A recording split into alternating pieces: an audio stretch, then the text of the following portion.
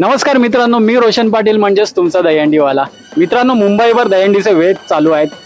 सगळ्या जवळपास पथकाचे सराव शुभारंभ चालू झाले आहेत. त्यासाठीच आज आपण आलो आहोत घनसोली गाव येथील सिद्धिविनायक गोविंदा पथक या मंडळाला भेट देण्यासाठी. त्या मंडळाची माहिती जाणून घेऊया त्यांच्या सदस्यांकडून. नमस्कार दादा. नमस्कार दादा. दहीहंडीचं वातावरण सुरू झालंय सगळीकडे, कसं वाटतंय? कसं आहे आपल्या भारतामध्ये भरपूर सण आहेत, तसेच महाराष्ट्रामध्ये पण सण आहेत भरपूर. गणेशोत्सव, दहीहंडी, पण आतुरते फक्त आपल्या दहीहंडीचीच असते. कारण का पोरं आपले जीव त्यात धोका पूर्ण लावून त्यात आपण दहीहंडीमध्ये करतो. आणि दहीहंडी हा मोठा सण आहे, ऑल महाराष्ट्रात चालतो आणि बाहेर पण चालतो. मला वाटतं विदेशीमध्ये पण चालत असेल हा दहीहंडी सण. माझ्या मते दहीहंडी हा पोरांचा एकदम आवडता सण आहे. आपल्याबद्दल आणि आपल्या पथकाबद्दल थोडीशी माहिती. माझं नाव अनिकेत वसंत भोसले. आपल्या सिद्धिविनायक गोविंदा पथक घनसोली याला 4 वर्ष पूर्ण झाली.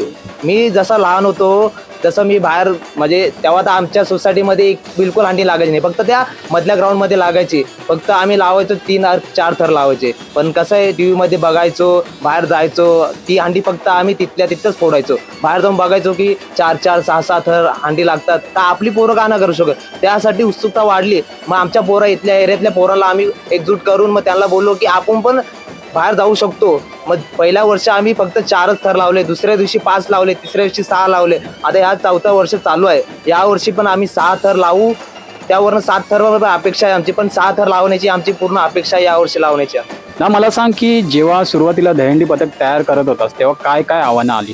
पहिल्या वर्षी कसं आहे आम्हाला ग्राउंड पण नव्हता. ग्राउंड होता पण त्यात पण भरपूर दगडे, पोरं बोलवायची इथं भरपूर दगडे कसं लागणार. नंतरला पोरं याला पण येत नव्हती, कारण का घरचे बोलायचे की पोराला पाठवलं की वरनं असं दहीहंडीवरनं पडला तर त्याला लागू शकते, दुखापत होऊ शकते, तर पाय फ्रॅक्चर होतं. कारण का आपण न्यूजवरती बघतो दरवर्षी दहीहंडीमध्ये 2-3 जण मृत्यू पावतात. तसंच ते पालकांच्या मध्ये भीती वाटते की आपला पोरगा बाहेर गेला समज दुखापत झाली तर त्यामुळे ते पाठवत नाही. पण आम्ही काय विनवणी केली की यावर्षी पाठवा, आम्ही पूर्ण काळजी करू, त्यांची मेडिकलची पूर्ण सुविधा करू. त्यासाठी आम्ही फोर्स केला. त्यानंतर मग ग्राउंड भेटला, त्यानंतर ऑर्गनायझर शोधायला लागलो, स्पॉन्सर शोधायला लागलो, मग एकजूट झाली. मग पहिलं वर्ष आमचं एकदम चांगलं गेलं. आता 4थं वर्ष पण आहे, चांगलंच झालं आमचं. पण अडचणी भरपूर येतात दहीहंडी करताना, पण त्याला आम्ही नट देऊ आम्ही. तुझं नाव काय? माझं नाव सुजित चकपान. मी आता गेले 3 वर्ष येतो इथे, म्हणजे लहानापासून इथेच मोठा झालेलो आहे. आम्ही चालीमध्ये सर्वजण म्हणजे सगळी पोरं आम्ही चालीमध्ये राहायचो अगोदर. नंतर मग चालीमध्ये आमची सोसायटीची अशी हंडी वगैरे व्हायची. त्या हंडीमध्ये मग आम्ही असे 3 थर लावायचो. 3 थर लावले की कोण बारका पोरगा होते किंवा मोठा पोरगा होते, असे आम्ही थर रचायचो. मग गेल्या तिसऱ्या वर्षी आम्ही सर्व पोरांनी हे केलं की आपण बाबा कुठंतरी चांगल्या ठिकाणी बाहेर जाऊ. बाहेर गेलो. बाहेर मग आमचा एकच हिशोब होता की आम्ही 6 थर लावू.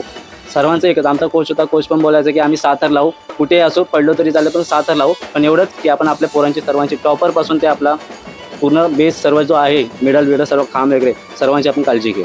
बोलतात की दहीहंडीचे जे थर लागतात त्यामध्ये जो टॉपर असतो तो सगळ्यात महत्त्वाचा असतो. तर तुझ्या मते मला सांग की दहीहंडीच्या थरामधला महत्त्वाचा व्यक्ती कोण आहे? असं काही नाही की महत्त्वाचा टॉपरच असतो. टॉपर पण असतो आणि आपल्या टॉपरचे जे खाली असतात ते उभे राहिलेले त्याला बेसवाले सर्व, ते जर उभे राहिले तर वरचा टॉपर उभा राहू शकतो. टॉपर जर सेफ असेल तर खालचा माणूस पण सेफ राहणारच. म्हणून टॉपरची आम्ही जास्त करून सर्वांचीच काळजी घेतो. असं नाही की आम्ही एकाच टॉपरची काळजी घेतो. आम्ही बेसवाला घेतो, खांबवाला घेतो, टॉपरला उचलणारा असतो त्याची पण आम्ही काळजी घेतो, जेणेकरून आमचा टॉपर मग सुखरूप खाली आला पाहिजे आणि सर्व थर आमचाच खाली आला पाहिजे. मला सांग की दहीहंडीच्या दिवशी काही दहीहंडी आयोजक डान्सचे प्रकार ठेवतात. त्यामुळे काय होतं की दहीहंडी मंडळाचा वेळ वाया जातो, त्यांना ताटकळत उभे राहावं लागतं. तर अशा दहीहंडी आयोजकांना तुमच्या पथकातर्फे काय सल्ला असतो? माझं म्हणणं आहे की आपला हा महाराष्ट्र आहे. महाराष्ट्र हा आपला आराध्य दैवत छत्रपती शिवाजी महाराजांचा आहे. महाराजांनी कधीही आपल्या दरबारात म्हणजे लेडीज कुठली नाचवली नाही. पण आता आपल्या महाराष्ट्रात असं झालं, कुठलाही सण असू दे की आपल्या कुठलाही ऑर्गनायझेशन की लेडीज कॉमेंट्री वरनं काय लावण्या हे सगळ्या चालू असतात. पण ते मला वाटत नाही की योग्य आहे माझ्यातर्फे. बाकीच्यांना काय वाटते ते माहीत नाही, पण मला तर अनयोग्य वाटते. कारण का आपण या महाराजांच्या धर्तीमधलं आहे. तर मला वाटते की त्यात काय जे गोविंदा पथक येतात लांब लांबनं, तर त्यांना काय फक्त थांबवायला लागतं की ते लावणी जोपर्यंत सपत नाही तोपर्यंत नंबर येत नाही. परत अजून कसं दिवसभर फिरायला लागतो. जे सकाळी 7ला सोडतात ते सकाळी संध्याकाळी 12ला जातात, ते दिवसभर फिरतात. त्या दिवसभर फिरण्यामध्ये त्यांना लय कष्ट करायला लागतात. पण त्यामध्ये पण त्यांना थांबायला लागतात का? कारण का त्यांचं जे कार्यक्रम ठेवलेले असते ते त्यांना पार केल्यानंतरच आपल्याला गोविंदा पथक थर लावायला चालत येतात. त्यात टाईम जास्त जातो आणि गोविंदा पथक त्यामध्ये वैतागतात. काय काय लोक निघून जातात.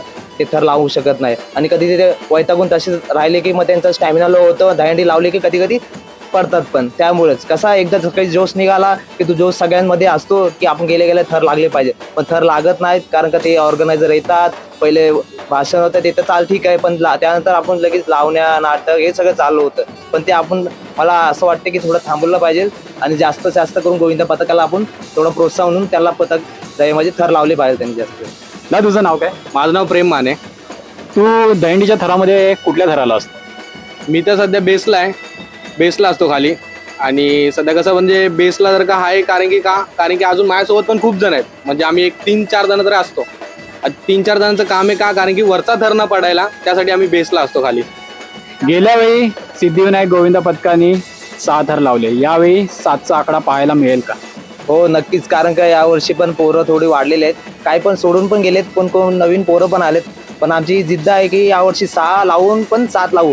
ते आमच्या आता मेहनतीवर प्रॅक्टिसवरती आहे की आम्ही थर रोज प्रॅक्टिसला येऊ आणि 6 थरावरनं 7 थरावर आपण कसं पोचू त्याच्यावरती आमचे भरपूर लक्ष असणार. आणि बघू आता पोरं किती येतात रोज प्रॅक्टिसला, त्याच्यावर पण आहे की बोलून काय होत नाही, प्रॅक्टिसवरती असतं ते.